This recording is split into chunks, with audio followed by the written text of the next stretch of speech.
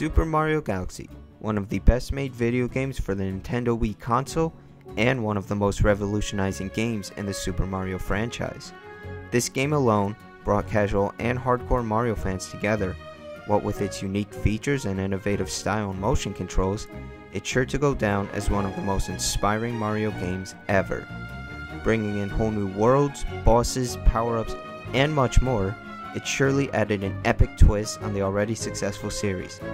And with a sequel only 2 years later that brought in the addition of Yoshi, along with his unique abilities, this series proves to be one of the strongest selling Mario games out there, and it's certainly deserving of it. So for this video, I'm going to give out my ideas and hope and inspiration of a third and final entry known as Super Mario Galaxy 3.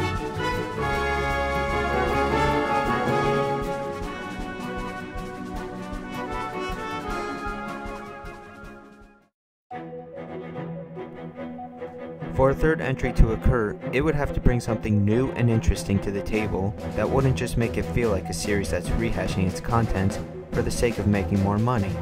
So, what could the third one bring to the table that the other two didn't in order to make it feel more fresh and new?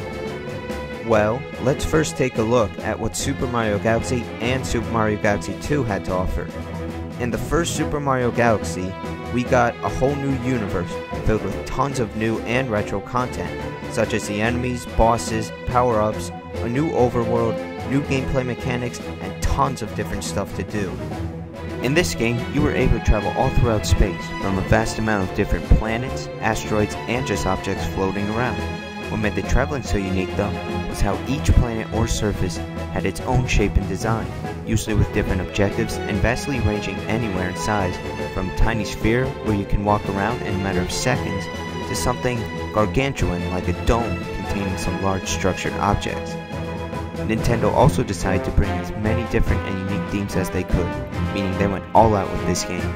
They included the classic world themes from the new Super Mario Bros. Series, spooky ghost themes from Luigi's Mansion, a toy theme, Halloween theme, themes based on the Four Seasons, and many more. The power-ups were also something to be impressed by, as not only did we have the classic Mushroom and Fire Flower, but we saw the return of many other retro power-ups, like the Ice Flower, Star, and 1-Up Shroom. Those are the new power-ups that really help put this game into perspective. The Bee Mushroom gave us the power to temporarily fly, stick to honey-covered surfaces, and land on lighter objects that normal Mario couldn't. While the Spring Shroom gave us the power to bounce very high, also along walls and other surfaces, yet giving us the challenge just to move straight along thin paths. And then we have the Boom Mushroom. With this, we can turn into a ghost, allowing us to levitate, become transparent, and clip through certain surfaces. Also, we can scare Luigi, so that's pretty cool. In Super Mario Galaxy 2, we got the return of most of the power-ups from the first game, as well as some interesting new ones, such as the Rock Mushroom, Cloud Flower, and Spin Drill. The Rock Mushroom gave us the power to turn into a boulder, allowing us to plow anything in our way at high speed. The Cloud Flower let us create platforms out of thin air wherever we pleased, making it easier to reach certain areas, and the Spin Drill made it so we can dig straight through the surface of a planet and appear at the other side in a matter of seconds. What made Super Mario Galaxy 2 stand out from the first one, however, is the return of Yoshi, along with his own unique abilities and power-ups. With Yoshi, we can eat peaches for a few extra star bits, reach higher platforms with the Blink Fruit, dash at the speed of sound after tasting a Dash Pepper, and reveal hidden paths when engulfing a Bulb Berry. Yoshi can also flutter kick like in previous games, and be used as an extra jump to reach higher distances.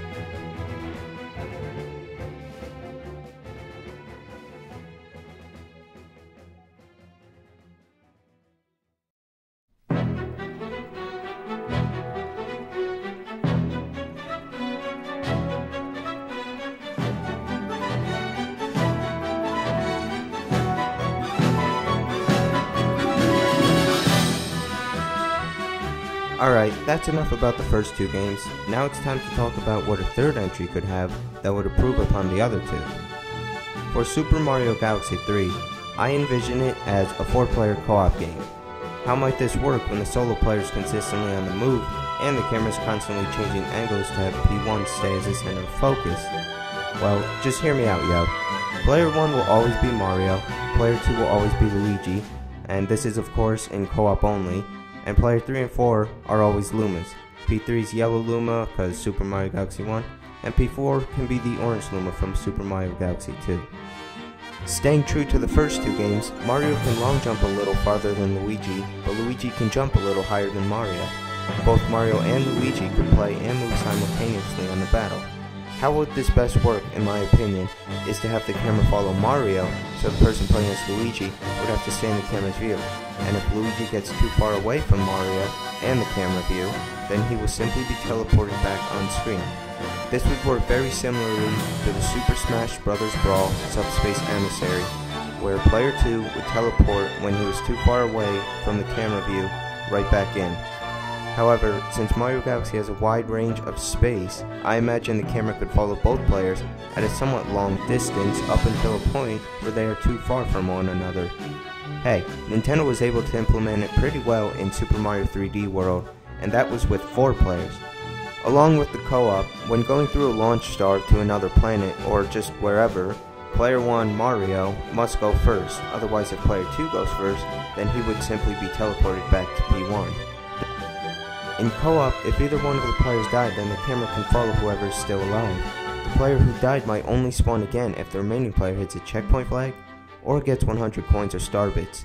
That way, it will be a little more balanced in co-op and not make it overpowered or too unfair. The camera could continue to follow the live player for the rest of the level, even if/when the other player respawns, and yes, if Player 1 dies, the camera should and could follow P2.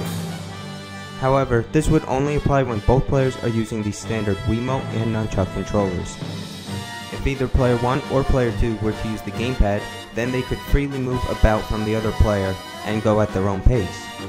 This would not only make great use of the gamepad, but give both players more options and freedom to move about how they please.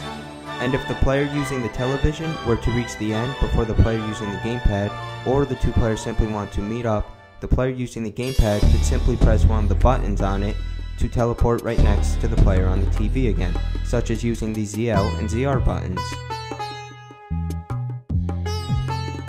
I believe both players should have separate life stocks and health containers, P1s being in the top left and P2s could be in the top right. When playing with 3 or 4 players, the Lumas can function the same as in Super Mario Galaxy 2, being able to pick up items, collect star bits, and attack or stop enemies. In certain galaxies, you have to control certain animals or objects in order to move forward. However, in co-op this might seem a little difficult, but I think I may have come up with a solution.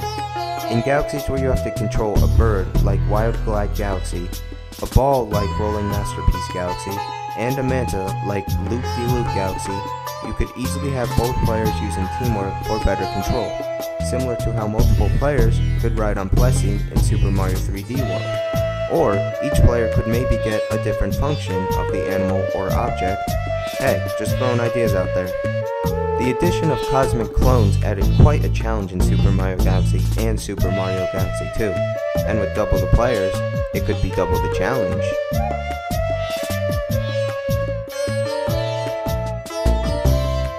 New power-ups are just one of the many things we look very much forward to in each new Mario game, but there's just so many that it's sometimes hard for the developers to come up with new ideas.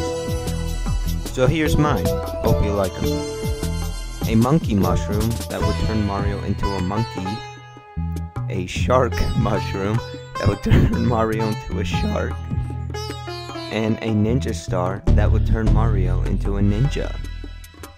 Yeah. With the monkey suit, I picture Mario being able to swing on vines and maneuver through trees at a much faster pace than he usually would.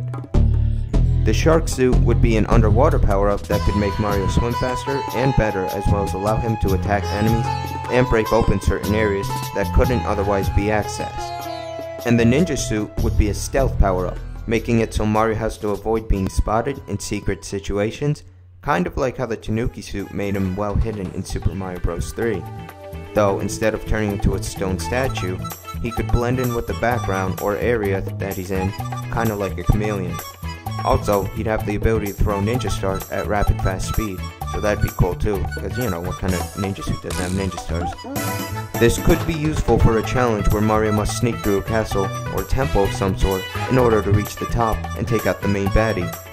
Oh, and if you're caught, it will still be possible, just harder to complete, as the enemies will probably flood the area. Though those 3 power-ups were amazingly good, like, let's not kid ourselves, come on guys, I knew you all fell for it. None of them could really be the main selling point for another huge Galaxy title. Except for this next one. Why? It's just so unique and yet odd that it just might work and have the capacity to boost a few extra sales. Know what I mean? That's right, I'm talking about Flood. What? Flood? You mean that annoying nozzle from Super Mario Sunshine? Yeah, that's the one. Why? Wasn't Flood like the reason Sunshine was a terrible game? Allow me to explain. While Sunshine didn't sell as many copies as the other Mario titles, it's by no means a bad game. I myself played and beat the game, and even I wasn't too fond of it. In fact, I can say that I didn't even want to play the game after seeing what it had to offer, but I did, and I'm kinda proud too, because it gave the opportunity for a different perspective on the Mario universe.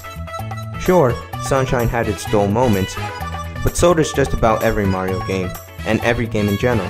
I personally don't think Flood is the reason that Sunshine got such low ratings. I believe it's more the fact that Flood is the only power-up in that game, if you can even consider it that, and you're using it for the same 4 actions throughout the entire game. Squirt, hover, rocket nozzle, and jet stream. Tie that with the fact that you're limited to summer-themed levels only, and constantly cleaning up after the place just to move forward, and you've got quite some flaws ahead of you. Look, I'm not suggesting to make Flood the main power-up, just to incorporate it into the game like they do with the other power-ups. They brought back the famous Super Mario 64 level in Galaxy 2, which was amazing by the way, so I imagine having an item from its successor wouldn't be so bad. Also, there's one more thing I'd like to see from Sunshine. You know how Yoshi can eat fruits to gain abilities depending on the fruit eaten? Well, he had something similar occur in Super Mario Sunshine. In Sunshine, whenever Yoshi ate a fruit, he could squirt out juice from his mouth. Perhaps that could be a new returning power-up for Yoshi, the Squirt Melon. I mean, he already has 4 power-ups that allow him to do something, and they all involve eating fruit, so this would fit perfectly, considering that's happened before in Super Mario Sunshine. It could be used for killing enemies from a distance, and unlocking hidden areas trapped in pulsating goop. Remember how Super Mario Galaxy 2 had one of the hardest final levels ever in a Mario game? And rightfully so, considering it's the last level, right? But this one was mad challenging, and that game is really put to the test to see what they could accomplish. And then, after countless trials, you finally defeated it. Well, about that, let's make it even more challenging this time around, I say, you know? Because Super Mario 3D World's final level wasn't hard enough. Maybe died like once when I got bored playing that level? Nah, but seriously, I'm thinking that the final bonus Galaxy this time should involve Mario or Luigi, or both, depending on how many players you have, using every power-up in the game, as well as all of Yoshi's fruits, in order for it to be complete.